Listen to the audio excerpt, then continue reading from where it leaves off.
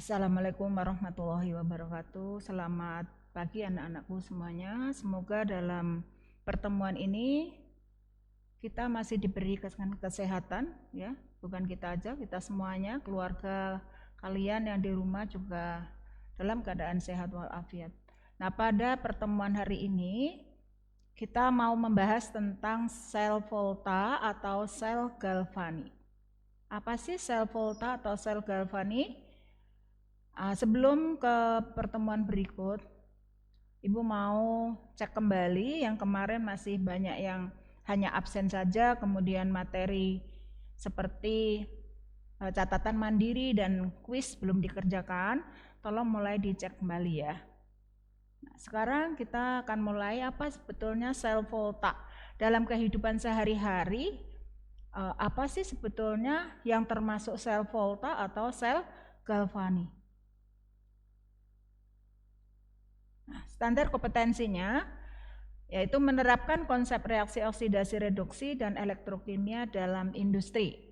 Menerapkan kompetensi dasar ya, menerapkan konsep reaksi oksidasi reduksi dalam sistem elektrokimia yang melibatkan energi listrik dan kegunaannya dalam mencegah korosi dan dalam industri teknologi dan kehidupan sehari-hari.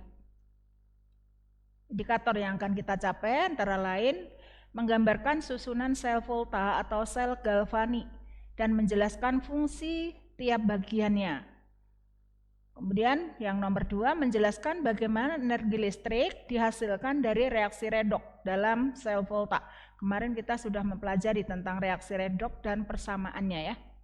Kemudian nomor 3 menuliskan lambang sel dan reaksi-reaksi yang terjadi pada sel Volta. Menghitung potensial sel berdasarkan data potensial standar, voltase sel ya, menghitung potensial sel itu disebut voltase sel. Yang kelima, menuliskan lambang sel dari reaksi-reaksi yang terjadi pada sel Volta.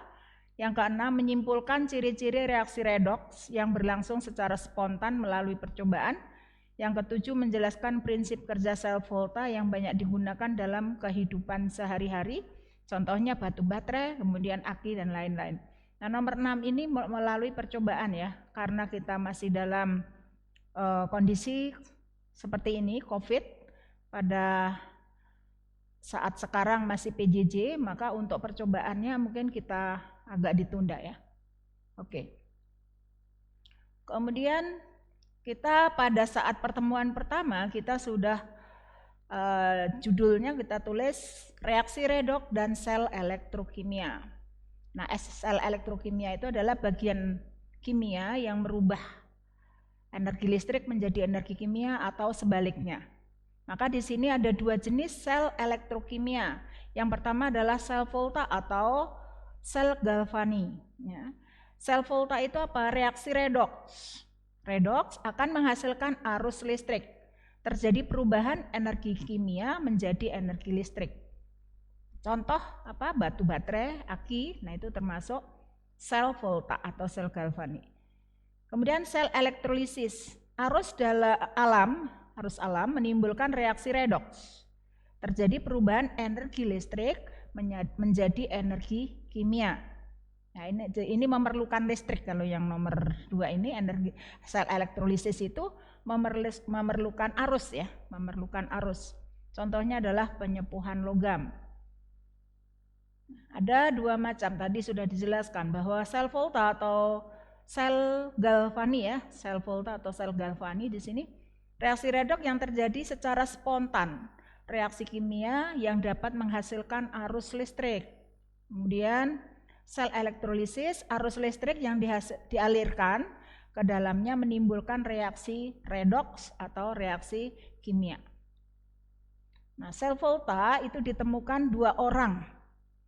Yang pertama adalah Luigi Galvani dan di sini yang kedua adalah Alessandro Volta. Ini semuanya dipakai pada saat Galvani menemukan suatu percobaan ya, suatu percobaan. Nah, percobaannya itu apa? Percobaannya di situ adalah tentang dengan katak ya, katak. Nah, ini belum selesai, maka itu diteruskan oleh Volta. Maka di sini akan terjadi namanya sel volta dan sel galvani. Nanti kalian bisa membaca lebih lanjut kenapa disebut galvani, kenapa disebut sel volta ya.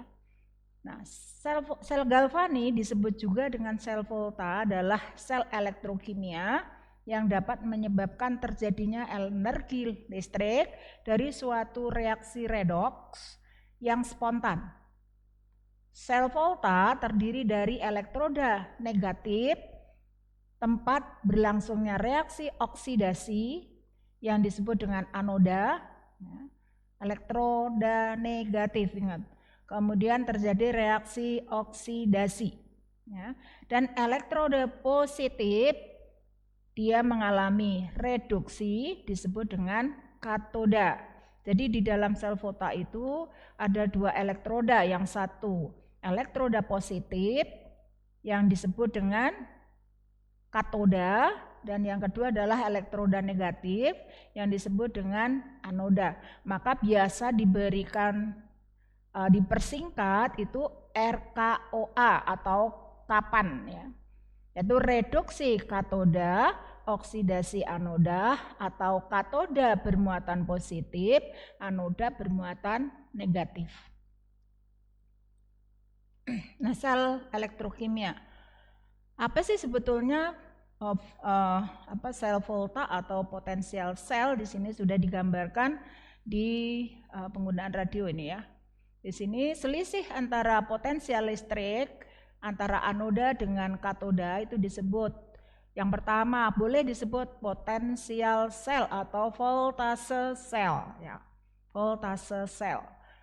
Maka di dalam percobaannya di sini pakai voltmeter. Kemudian gaya elektromotif atau electromotive force disingkat dengan EMF ya. Kemudian yang ketiga gaya gerak listrik atau GGL. Jadi sel volta itu banyak namanya ya. Ada voltase sel, potensial sel, ada EMF atau electromotive force, kemudian ada GGL atau gaya gerak listrik. Itu sama saja. Nah, sel volta itu tadi sudah dijelaskan ada dua elektroda, yaitu di anoda terjadi reaksi oksidasi bermuatan negatif, katoda terjadi reaksi reduksi bermuatan positif. Tadi sudah kita single ya di situ. Nah, sekarang kita lihat susunan sel volta. Kita lihat susunan sel volta itu seperti ini ya. Terdiri dari yang pertama adalah voltmeter ya. Voltmeter itu digunakan untuk apa? Untuk menghitung potensial selnya. Untuk menghitung potensial selnya. Ini yang pertama susunannya. Yang kedua adalah jembatan garam. Jembatan garam itu untuk apa? Jembatan garam itu untuk menetralisasi arus listrik. Ya, untuk menetralisasi arus listrik yang di dalamnya terdapat pasta elektrolit. Bisa Na, NO3, bisa KCl, bisa KNO3.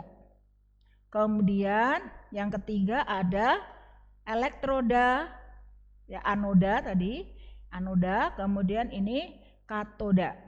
Ini yang melepaskan elektron. Anoda berarti bermuatan positif. Katoda bermuatan apa di sini? Kalian lihat di sini. Anoda kenapa ya katoda negatif, kapan katoda positif, anoda negatif ya.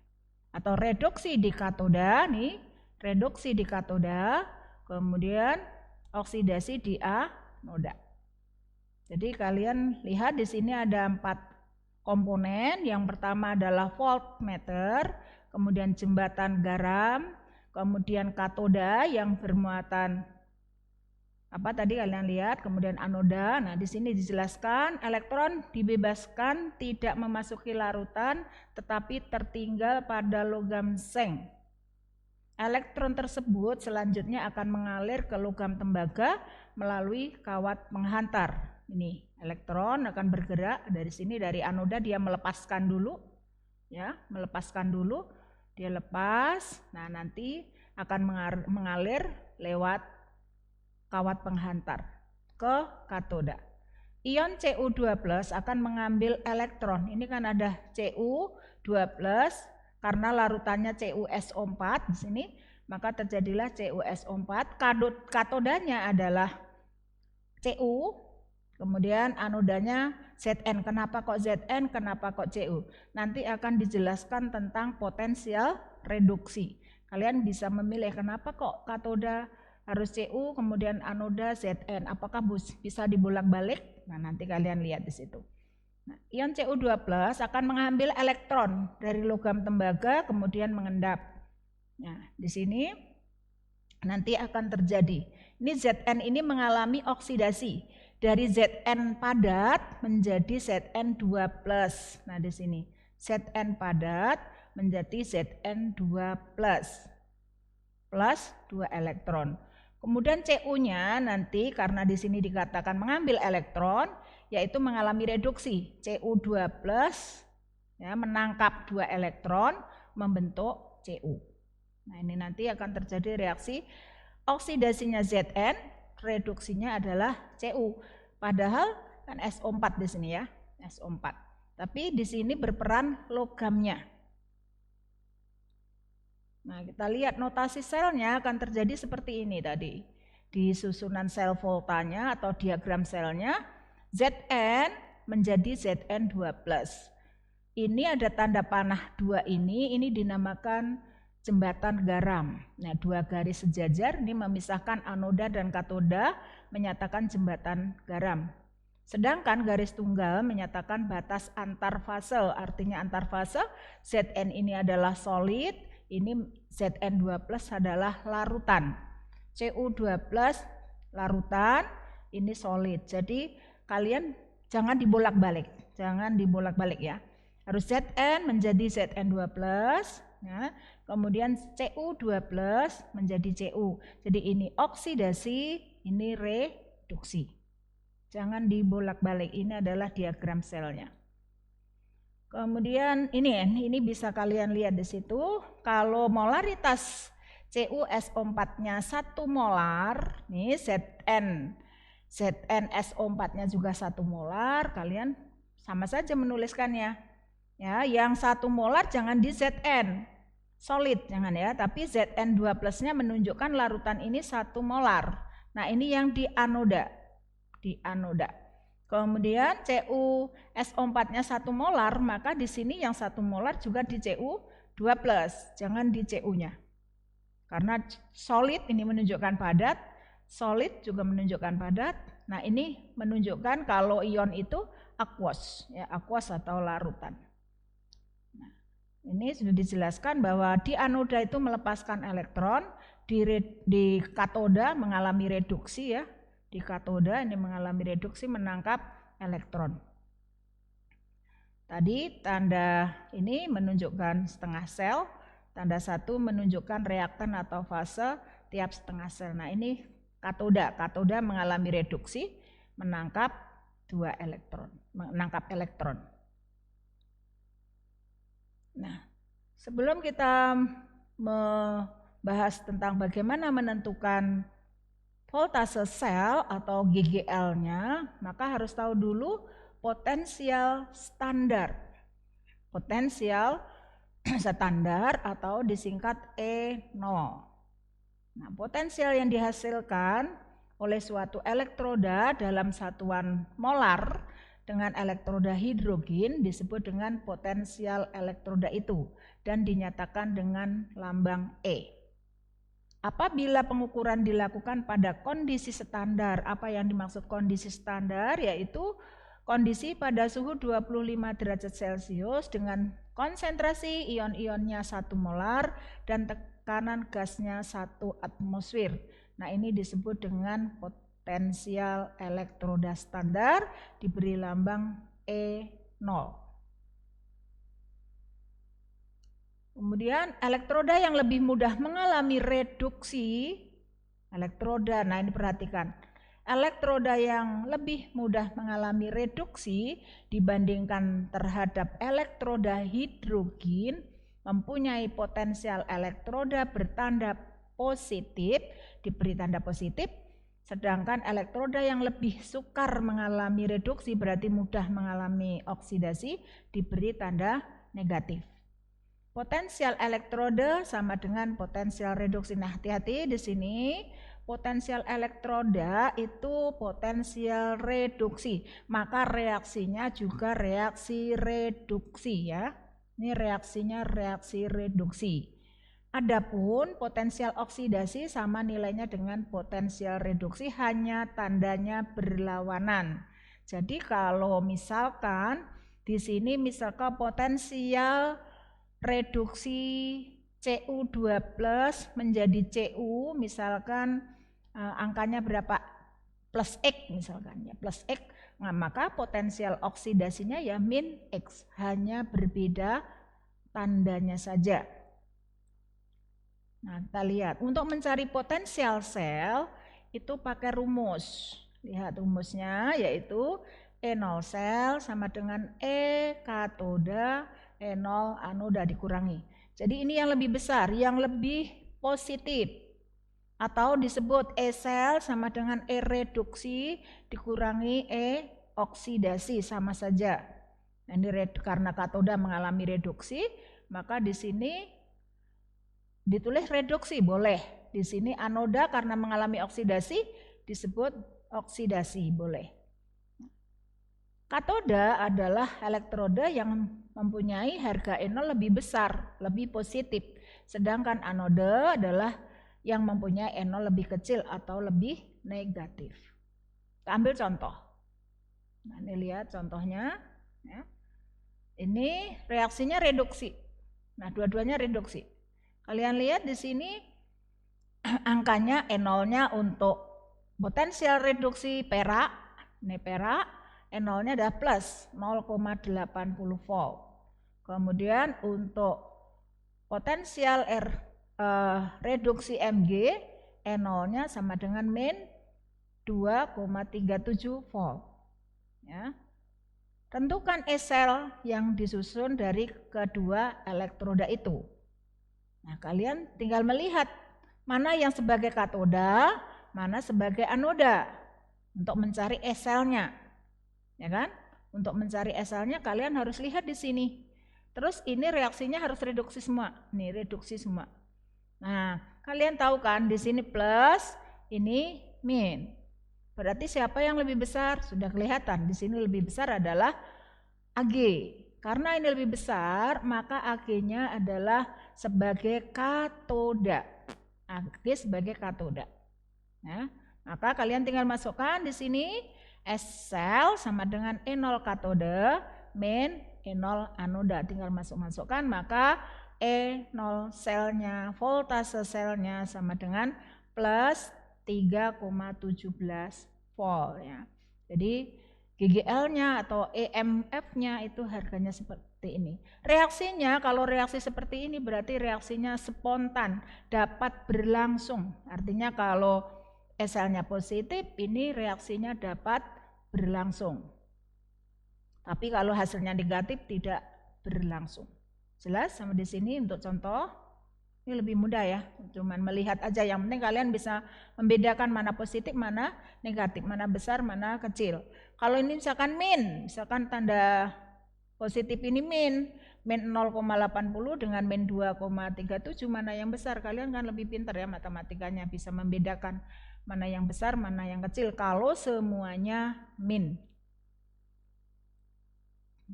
Kita lihat di sini potensial reaksi redoks. Potensial reaksi redoks Zn plus Cu2 plus menjadi Zn2 plus. Ini aqueous semua, ini solid harus kalian bisa bedakan. Dapat dihitung sebagai berikut.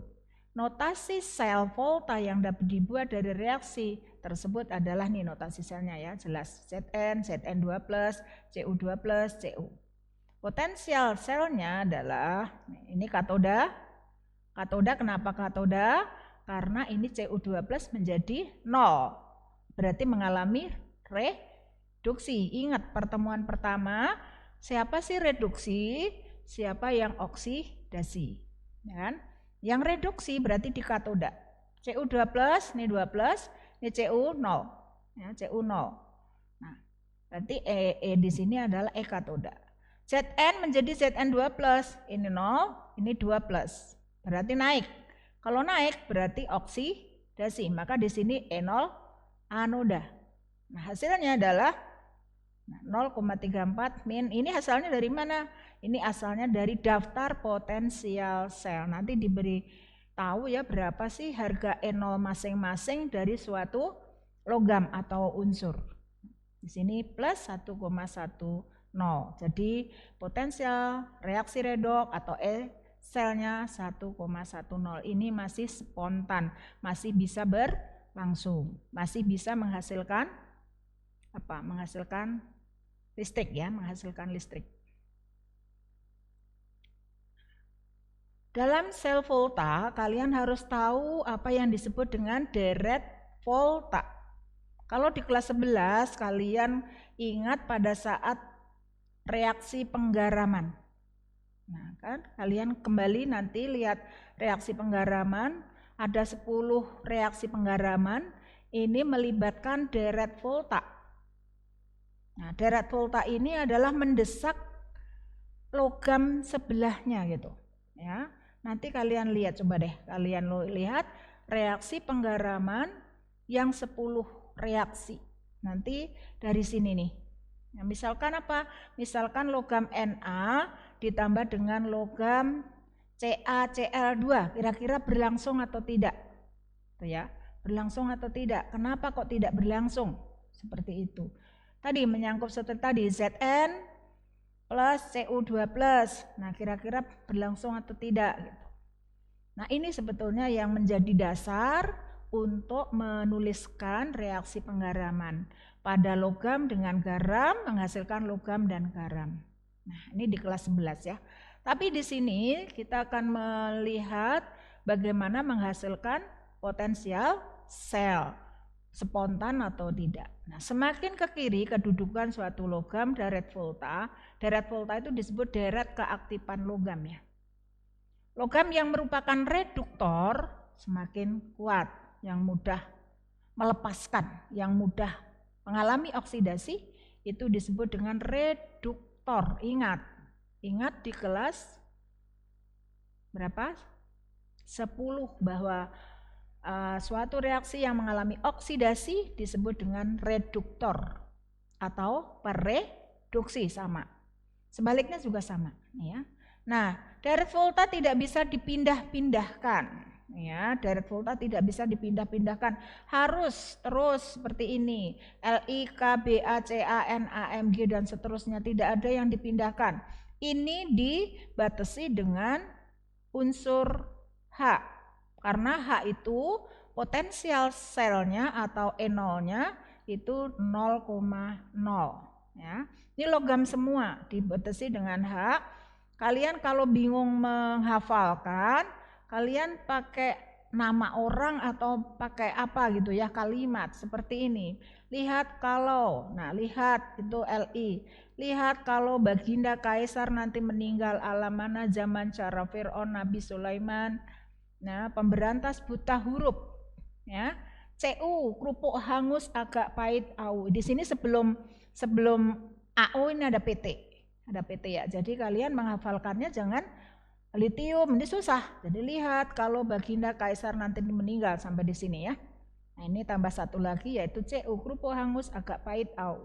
Ini gampang. Jadi semakin ke kanan itu karena ininya positif, maka ini mengalami reduksi. Ini tidak mudah karatan gitu, tidak mudah karatan. Maka emas itu sebagai logam mulia karena susah untuk berkarat. Nah, sebelum emas itu ada platina. Platina juga tidak mudah berkarat. Ag juga sama. Ag perak juga tidak mudah berkarat. Kemudian Hg karena ini pada suhu kamar itu berbentuk cair ya. Hg itu hydronium, air raksa kan. Kalian lihat air raksa itu berbentuk cair. Kemudian Cu. Nah, Cu itu juga agak susah untuk berkarat, maka digunakan untuk kabel listrik. Kabel listrik itu digunakan tembaga. Kenapa kok tembaga? Karena di sana kalau tembaga itu susah berkarat. Kalau kita gunakan aluminium misalkan bisa nggak?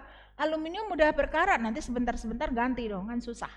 Maka kalian harus tahu di sini, oh deret ini menunjukkan suatu logam yang susah untuk berkarat.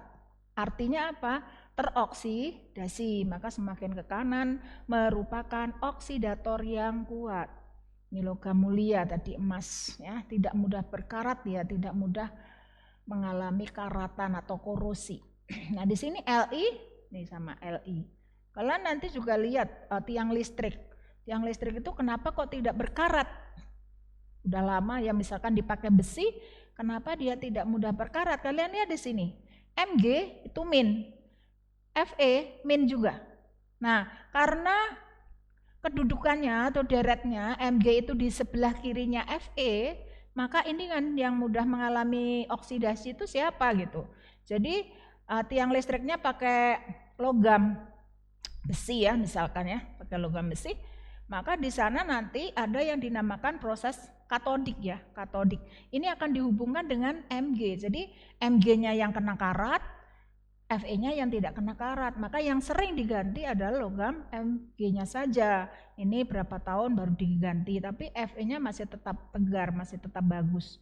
Ini menunjukkan bahwa Fe ini mengalami reduksi kalau di sini dengan Mg. Kalau Mg kan min 2,37, ini min 0,44, ini lebih besar dibanding dengan Mg min 2,37. Nah ini contohnya sama-sama min ya. Jadi kalau yang listrik, misalkan pagar kalian ya, bikin pagar juga demikian. Pagar Fe-nya besi dipakai, nah harus dicat. Kenapa kok dicat? Di situ kan kalian tahu kenapa kok dicat, untuk melindungi karatan kan gitu. Kemudian bisa dihubungkan dengan salah satu logam. Logamnya apa? Yang di sini sebelum Fe di sini. Nah, yang lebih murah yaitu magnesium. Aluminium ini mengalami korosi, tapi dia melapis lebih tebal. Dia lapisannya lebih tebal. Tapi kalau Fe kalau kena karat langsung hancur di sini, langsung hancur ya. Nah, itu adalah deret volta. Nah, di sini juga kalian bisa lihat. Semua reaksinya adalah reduksi, ya kan? Reduksi, maka ini disebut potensial reduksi, standar reduction potensial. Nah, pada suhu 25 derajat Celcius. Ini harganya. Dan ini juga tidak boleh dibulak-balik. Paling atas agen pengoksidasi terkuat. Artinya apa? Ini mudah mengalami reduksi. Kemudian acuannya adalah H0. Agen reduksi sebagai reduktor terkuat ini karena mudah mengalami oksidasi. Jadi pengoksidasi itu disebut dengan oksidator. Dia mengalami reduksi. Reduksi disebut dengan reduktor, mengalami oksidasi. Ininya min, di sininya lebih besar. Oke.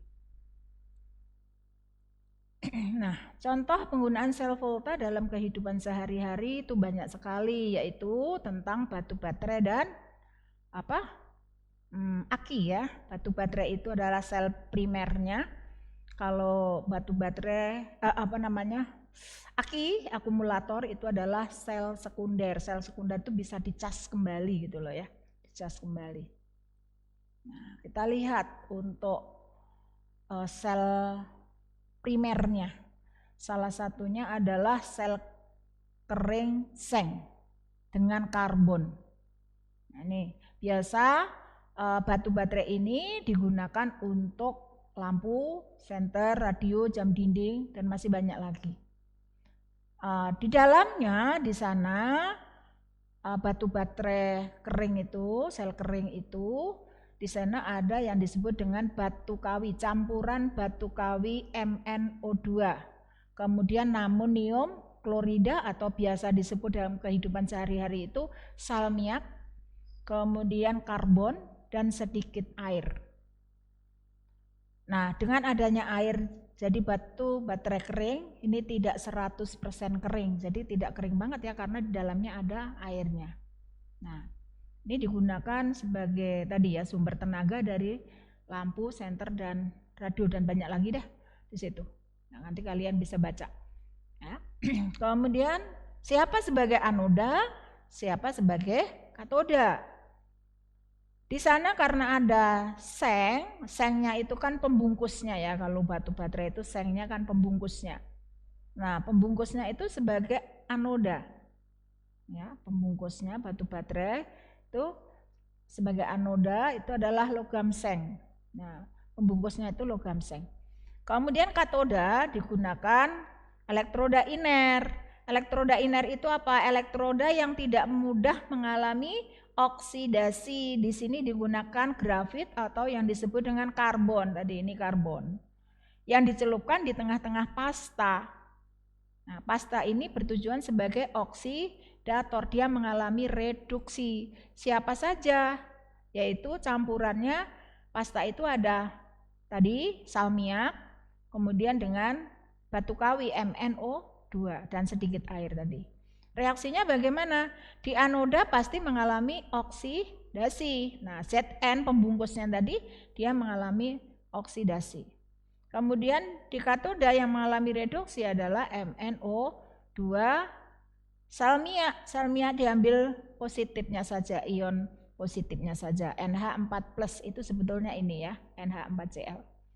Plus 2 elektron karena mengalami reduksi, plus 2 elektron menjadi oksida. Jadi oksidanya dari MnO2 menjadi Mn2O3+. Mn-nya di sini tadi biloknya plus 4, ini menjadi plus 6. Berarti plus 6 atau plus berapa nih? Ini min 6 plus 3 ya. Plus 3 ini plus 4. Sorry, ini plus 4, ini plus 3. Berarti turun. Nah, maka mengalami reduksi atau menangkap elektron ini, menangkap elektron.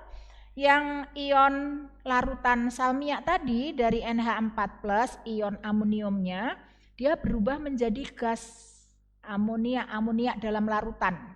Bukan gas ya, bukan gas di sini, tapi amoniak dalam larutan. Ditambah H2O karena kalau kalian tulis ini akan membentuk NH4OH sama sebetulnya di sini. Ya, NH4OH atau ditulis sendiri-sendiri NH3 aquos ditambah H2O. Sedangkan katoda terdiri atas campuran ini tadi ya sudah jelas, yaitu batu kawi MnO2 kemudian amonium klorida. Kemudian yang kedua baterai merkuri. Baterai merkuri ini merupakan baterai kecil yang dikembangkan untuk usaha perdagangan atau komersial. Anoda seng dan katoda merkuri 2 oksida, nih merkuri itu Hg, adalah penyusun dari baterai merkuri, dihubungkan dengan larutan elektrolit kalium hidroksida atau KOH. Sel ini mempunyai beda potensial sekian.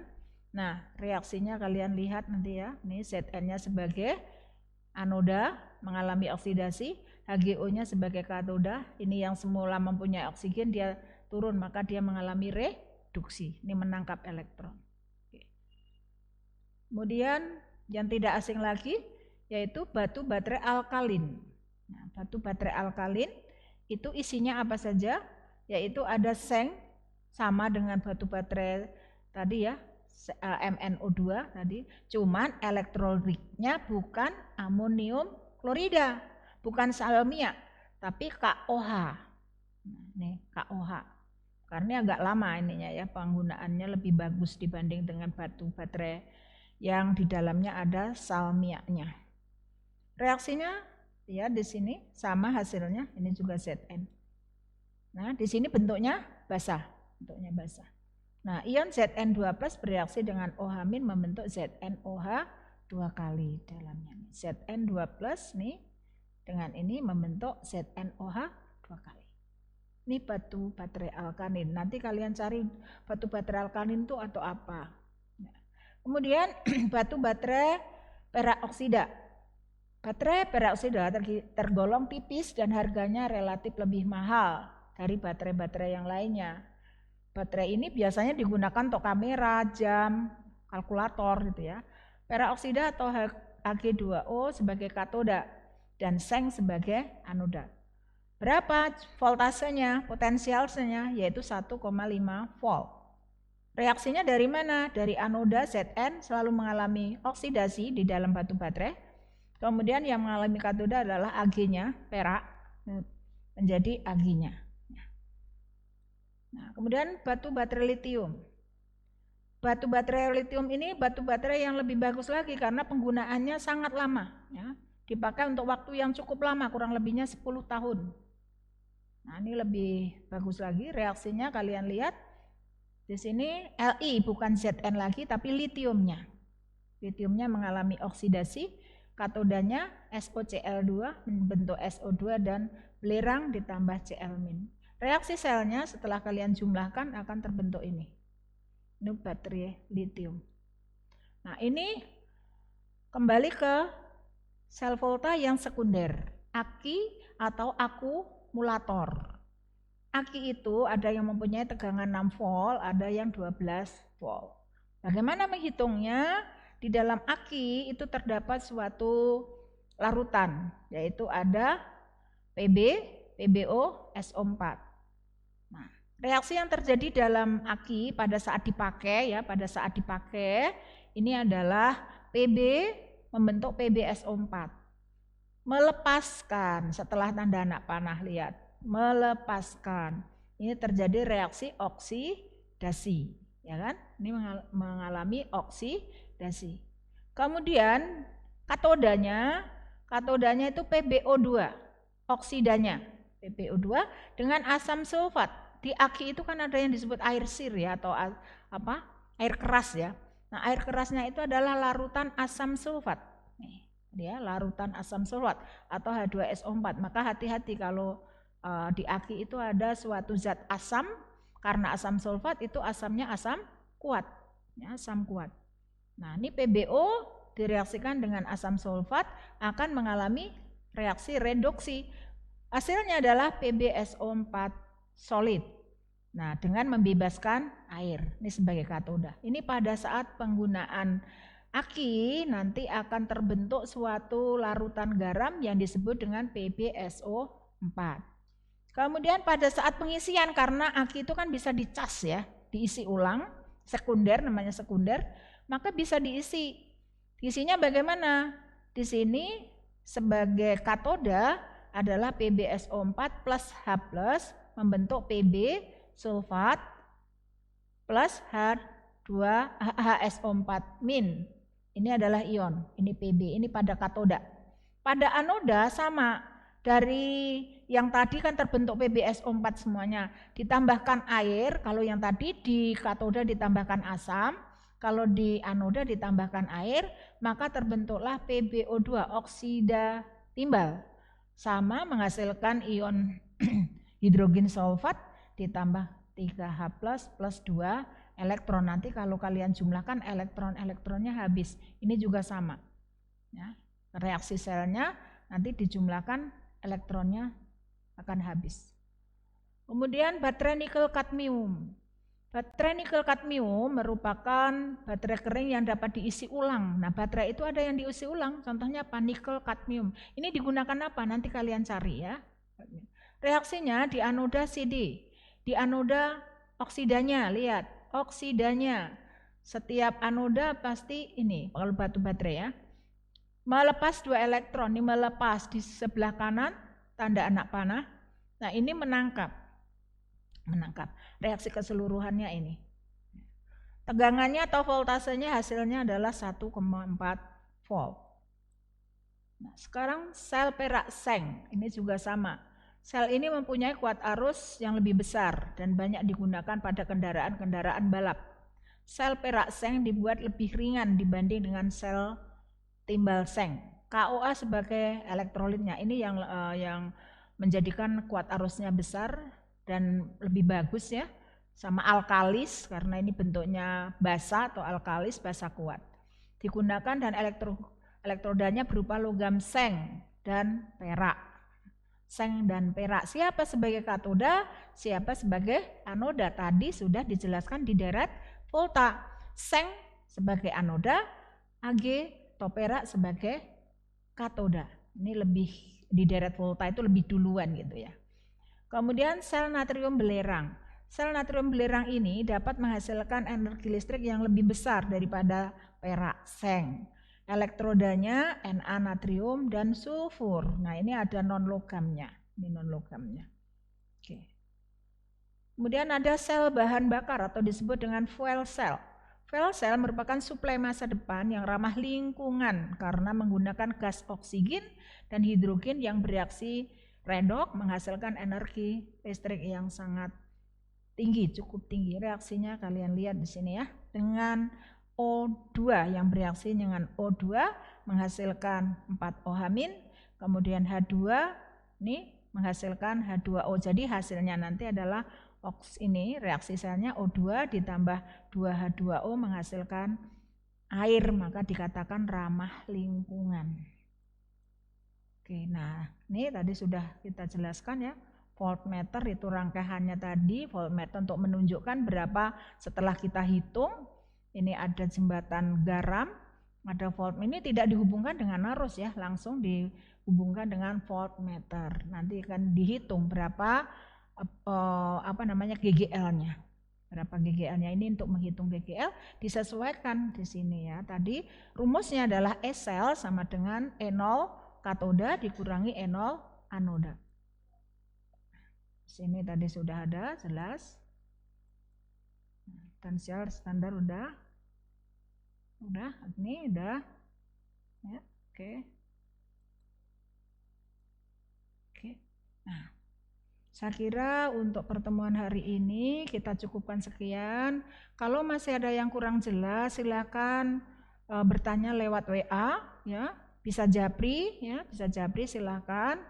Bebas ya, karena kalian memang disiapkan untuk japri itu untuk pertanyaan kalian yang kurang jelas. Misalkan ada tugas-tugas kalian yang kurang jelas, silakan selama PJJ Ibu terbuka untuk kalian untuk bertanya tentang materi, sekitar materi.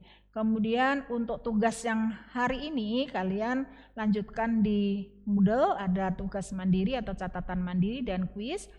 Silahkan selalu dikerjakan, jangan bertanya dengan Mbah Google ya. Jangan bertanya dengan Mbah Google. Kalian harus perhatikan tadi membacanya bagaimana, dan untuk menambah materi atau soal-soal yang lebih banyak kalian bisa mengambil dari buku-buku mandiri, kemudian buku yang lain silakan sampai kalian benar-benar jelas dan tidak harus tanya Mbah Google. Saya kira sekian. Ini tidak lupa orang hebat tidak dihasilkan dari kemudahan, kesenangan dan kenyamanan. Mereka dibentuk melalui kesulitan, tantangan dan air mata. Kata Dahlan Iskan. Sekian, terima kasih. Assalamualaikum warahmatullahi wabarakatuh.